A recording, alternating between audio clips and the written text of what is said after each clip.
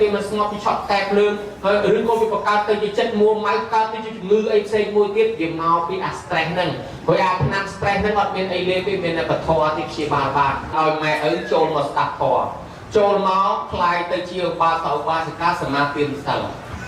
កាលពីគាត់រស់ស៊ីចិញ្ចឹមកូនមិនដឹងថាគាត់ធ្វើបាបអីខ្លះរស់ស៊ីមានកេងមានកាប់លឹកខោងវាយបដកពូនកំប៉ុងបតោងពលឹះនៃជីងពូនគេកុហកគេបាត់គេមកចាប់មកកាក់មកសេនហ៊ានលក់ដូរបង្រាត់បង្រាស់សត្វភាពទាំងរស់ដុតភ្លើងឆេះព្រៃកាប់ដេញដាច់សត្វបំបត្តិជីវិតសត្វដទៃយកលុយមកចិញ្ចឹមកូនឥឡូវកូនរស់ឲ្យជាងោក្រែងអាសត្វទឹកនោះវាតាមមកសងសឹកវាតាមមកទាគុណវាតាមមកព្យាបាទមកឈ្នានេះមកចងពៀជាមួយម៉ែឪយើងអត់ដឹងទេចឹងបានកូនចៅគេយកកិច្ចអាបុណ្យនឹងធ្វើជាកិច្ចលំលុះអានឹងកុំឲ្យសត្វទាំងនោះវាតាមចងកម្មចងពៀជាមួយម៉ែឪយើងអីឲ្យវាយកបុណ្យទៅវិញទៅ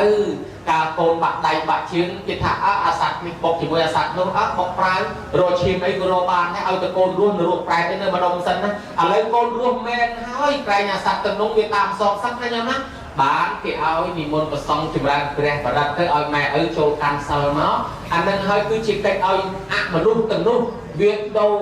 ចិត្តវាលែងចងកម្មពៀនដោយអាយុវឌ្ឍនកុមារអាយុ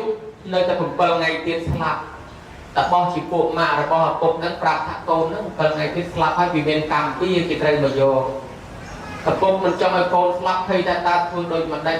តែបោះថាយើងមិនដឹងទេឲ្យទៅសួរព្រះសមណគោតមដល់ទៅសួរព្រះអង្គថាអញ្ចឹងដែរកូននឹងស្លាប់មែនតាប៉ុន្តែ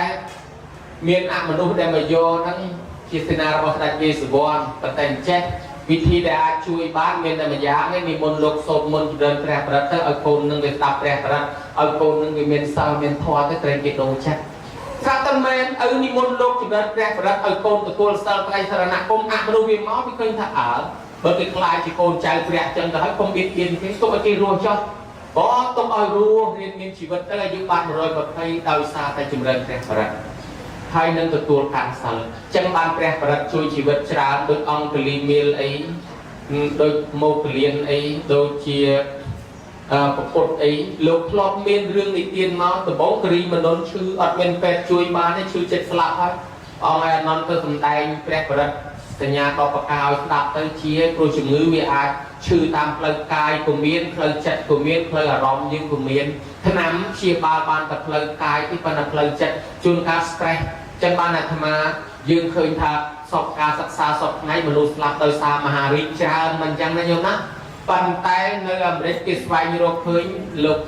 អ្នកស្រីខាលីគាត់រកឃើញថាក្នុង8ឆ្នាំចុងក្រោយនេះ 43% នៃអ្នកស្លាប់ដោយសារជំងឺ stress 43% ក្នុង100គឺ43នាក់បាត់ហើយដែលស្លាប់ដោយសារជំងឺ stress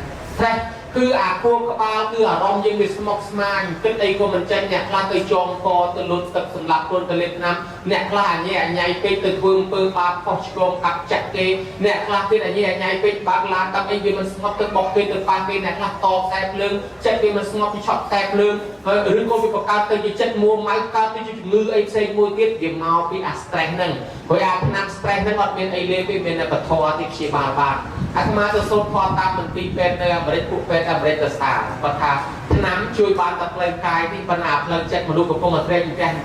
ក្រោយពីបានស្ដាប់ធម៌របស់លោកទៅធ្វើឲ្យចិត្តនឹងស្ងប់អញ្ចឹងជំងឺខ្លះវាជាតាមចិត្តនឹងដែរអញ្ចឹងបានគិរីមនុស្សនៅជាដើមជាពីជំងឺថ្ងៃមួយព្រះអង្គក៏មានអាពាហ៍អីឲ្យការឡែនថែជនថែតំដែងភោគៈភោជាអគ្គបរិត្តឲ្យស្ដាប់ព្រះអង្គក៏ជាឡើងវិញដែរណាញោមណាហើយម្យ៉ាងទៀតយើងបានទទួលសិលទទួលត្រៃសិលអនុមរណគមខ្លាយជាកូនចៅព្រះអមនុស្សខ្មោចព្រាយដែលថាចង់មកយកជីវិតម៉ែឪយើងគេដូរចិត្តវាលែងយកហើយណាញោមណាវាទុក